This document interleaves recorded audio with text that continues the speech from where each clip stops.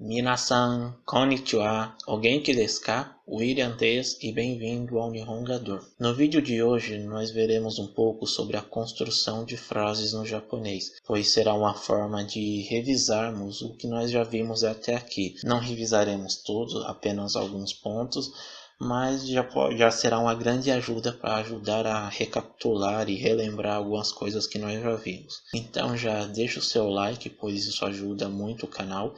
É a forma do YouTube perceber que o conteúdo que este canal produz é relevante e vai recomendá-lo para mais pessoas, e assim mais gente vai ter a chance de se juntar a nós e aprender o japonês conosco. Caso ainda não seja inscrito, se inscreva no canal e ative o sininho para ser notificado quando tiver vídeo novo. Temos vídeos novos aqui no canal toda segunda e sexta-feira, às 9 da manhã. Já, Hajime Mashou! Apresentação slide 2, sujeito verbo. No português, a ordem básica de uma frase é o sujeito, o verbo e objeto. Então temos aqui a frase: eu estudo japonês. Eu é o sujeito, quem está executando a ação. Estudar é o verbo, é a ação em si. Japonês é o objeto, aonde a ação está sendo direcionada. Quem estuda, estuda alguma coisa, então requer um objeto. No caso, aqui é o japonês. Tópico barra sujeito. Porém, no japonês, como nós já vimos, ele utiliza geralmente a ordem sujeito ou tópico, o objeto e o verbo. Então a mesma frase ficaria: Watashi wa Nihongo o benkyou shimasu. Watashi é o tópico principal da frase, Nihongo é o objeto e benkyou shimasu é o verbo. E temos as partículas que indicarão qual é a função que a palavra está exercendo na frase. Então aqui a partícula wa está indicando que watashi é o tópico principal da frase. E o está indicando que Nihongo é o objeto da frase. E se tem o objeto, logo você vai encontrar o verbo, que é o benkyou shimasu, que é a forma polida do verbo benkyou suru, que significa estudar. Então esta seria uma frase básica do japonês. Omitindo o sujeito bom inimigo. Só que também é bem mais comum omitir o sujeito numa frase. As frases em japonês nem sempre utilizam o sujeito explicitamente, ainda mais quando o sujeito é eu, pois o japonês, por ser uma cultura muito coletivista, se você ficar falando muito eu, dará a impressão que você se ama, que você é arrogante e gosta de falar muito de você. Por isso o sujeito é omitido, mas sempre ficará claro pela frase a quem ela está se referindo. Então, em vez de dizer Watashi wa Nihongo o benkyou shimasu, podemos dizer apenas Nihongo o benkyou shimasu. Não precisamos dizer o watashi, porque já estará claro a quem a frase se refere. Local café dele N Gode. E para deixarmos essa frase um pouco mais longa, pois esta é uma frase básica, se quisermos, por exemplo, falar onde que eu estudo japonês, se eu quiser indicar um local, e onde eu colocaria este local? Geralmente, no japonês, as demais palavras da frase ficam entre o sujeito e o objeto. No caso aqui, como vamos omitir o sujeito, a palavra vai no começo. Então, se eu quiser dizer, por exemplo, que eu estudo japonês numa cafeteria. Cafeteria em japonês é café. E a partícula que eu usarei aqui é a partícula de. Para o vídeo não ficar muito longo, não vou explicar sobre esta partícula, mas eu recomendo que você assista o vídeo sobre as partículas utilizadas com verbos, que lá eu explico qual é o uso correto da partícula de. Então a frase ficaria: Café de Nihongo benkyou shimasu. N Go café dele. Mas a ordem em si não importa. Você poderia dizer também Nihongo o café de benkyou shimasu, que o significado seria o mesmo. O japonês, a regra é que o verbo deve sempre ir no final, e as demais palavras não importa a ordem que você deixa elas, pois as partículas já vai indicar qual é a função dessa palavra na frase.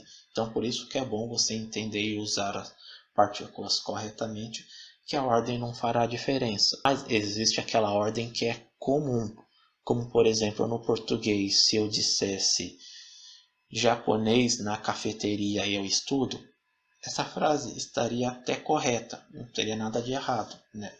Pois já está claro o que cada palavra é na oração.